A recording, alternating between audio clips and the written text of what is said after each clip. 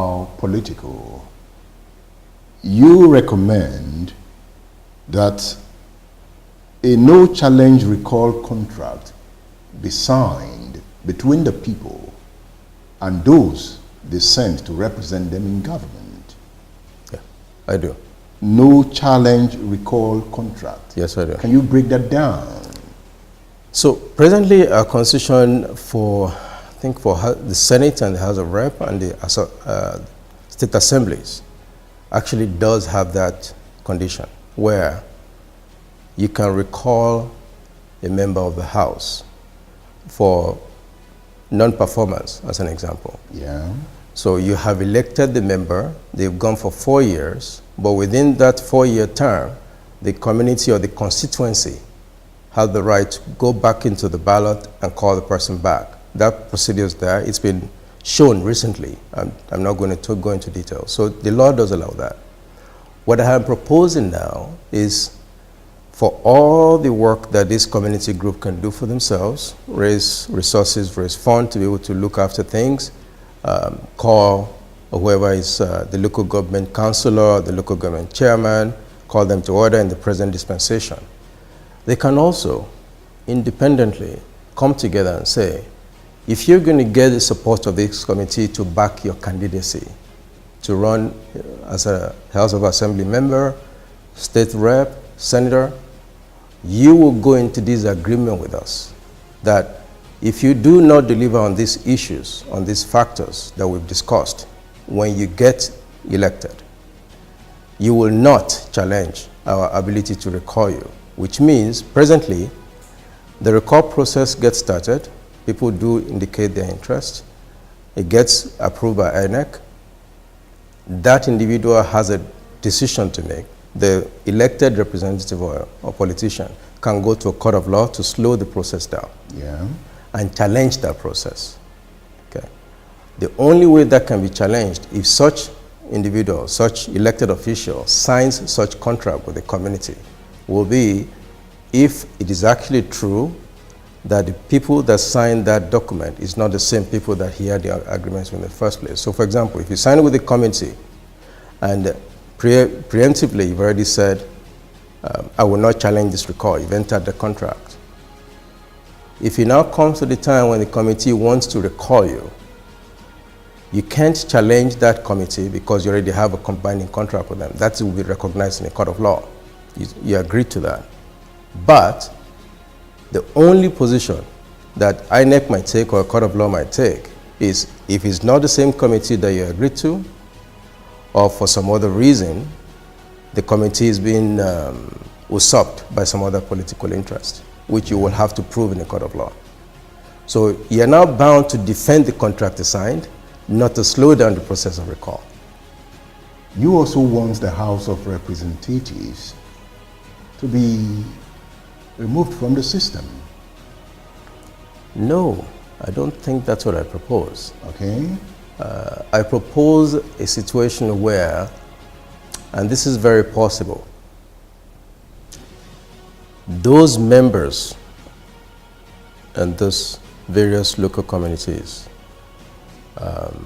so I use the examples because I'm an Ibadan person, Bere. Let me use your words. You said okay. Replace the House of Representatives altogether with members screened and elected from the organization. Yes, and that's where I'm coming to. Okay.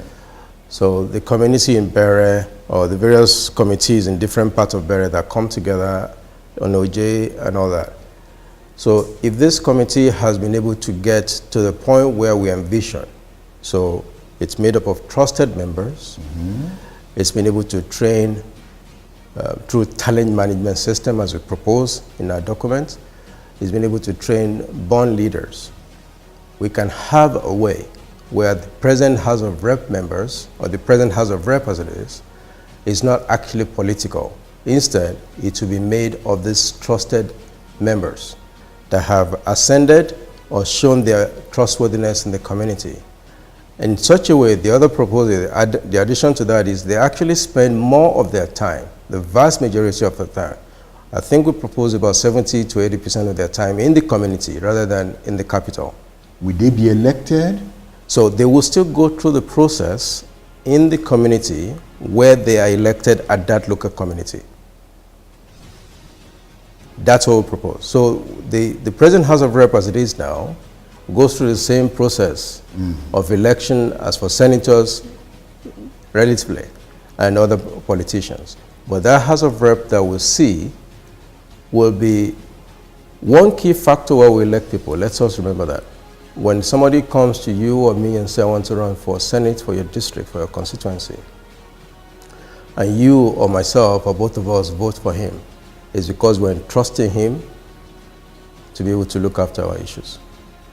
Now, if we look back to the beginning of the committee that we propose, these are people that we know at the community level, that based on what we know of them, of their character and person over the years, we can trust them. And for the fact that they still reside in the community, over the years, both the ones that they've been able to bring up through experience and themselves, we can trust them. But the ones we elect, they live among us, we also know them. We have no such control. Most of the time now, and the election of politicians now, just like in Nigeria, like most parts of the world, is not necessarily based on trust factors.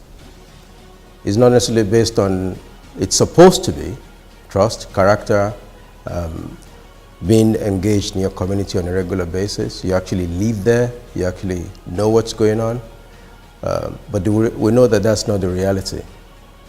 So what this proposes is a set of people that the community is in regular contact with. They haven't just used their party affiliations or because they have done this project or that project, and they continue to be somebody that the community looks for. Say, if you go to that person's house, or if the person says, even to his own detriment, this is the way it's going to be, every single community, we all know people like that exist. They just would not have an opportunity in the present system that we have to be able to ascend to such positions. For your proposal to fly, yes, don't you think we need constitutional reforms? It's a yes or no. Yes, because it now raises different criteria for being able to vie for election. Our constitution presently says you must be a member of a party. Yes. The no is if the committee, so let's say we start, and we're looking at starting a pilot community now. Let's say that committee flies well, they do well, and they thrive. No member of that committee or the community that participates in all the work of the committee is being restricted from contesting for elected positions right now. So that person that is the community feels that they trust, if he now decides to contest on a platform of a party, automatically he will have the blessing of that community to vote for him because they know him, he's done well, they still maintain that level of trust. Hopefully, they will not distrust the party that he or she joins. In your proposal, you talked about starting a universal health plan. Yes. With targets for the whole populace, including the poor, as a social business. Right. How would that fly? When World Health Organization rates all the countries throughout the world nowadays for the top performing health systems, we often find that those that lead the group are often health systems that are socialized. In other words, it's based on government funding the healthcare system. But what we know is that there is no healthcare that is free, even in those countries. You pay into tax, the government, they just have more responsible government that looks after things like that.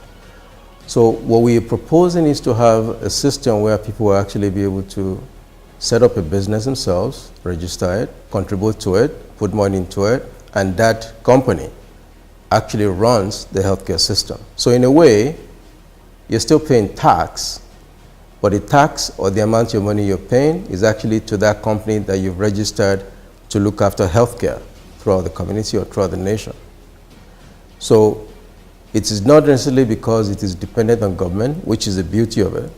It is not then open to manipulation or looking after certain sections of the society. And because you and I are investing in that company, you and I are expecting the company to perform, and we're holding it accountable in terms of its performance for what it's delivering in terms of healthcare. Who owns the company? The people that contribute money. So let's say the community has 100,000 people, and if there is agreement in that community, they can form that company and register it and let the company run their healthcare insurance. Who manages the company? So they will manage the company just like any business. That's the factor. What about they don't have the expertise? They hire people, just like you and I, when we set up business, when I don't have the expertise, I hire people to run it. And that person runs it, and they have to give report and accountability to the way they are supposed to work and deliver the services that we expect them to do when they take those positions. Is this what is called power to the people? I have not looked at it that way in terms of, it sounds very, not a political person. But I've always strongly believed in people empowerment. I think it's a fundamental part of our progress and development as a nation. And I've always strongly looked at a lot of political agenda when I see politicians campaigning and contesting. And I'm always looking at which part of your manifesto, what you're planning to do, is actually directed to truly empowering people. And when they don't, I lose interest in such candidates. So yes, I strongly believe in people empowerment. Have you started a pilot? We are looking at a community in Ibadan now. We've met with that community. We've met with some of the leaders in that community. We are trying to seek funding to be able to help them. Now they've shown some interest. They've bought into the idea. And yes, there will be a pilot study. And hopefully we can be able to demonstrate to the rest of the states and the nation that this is actually something workable, as has been commented by many who have seen the program. Okay, I will keep on following your progress right, as your plans unfold. All right. Dr. Tunde Ali, thank you for featuring. Thank you very much. On State Affairs. Thank you very much for having me. Thank you very much. I appreciate it. Thank you.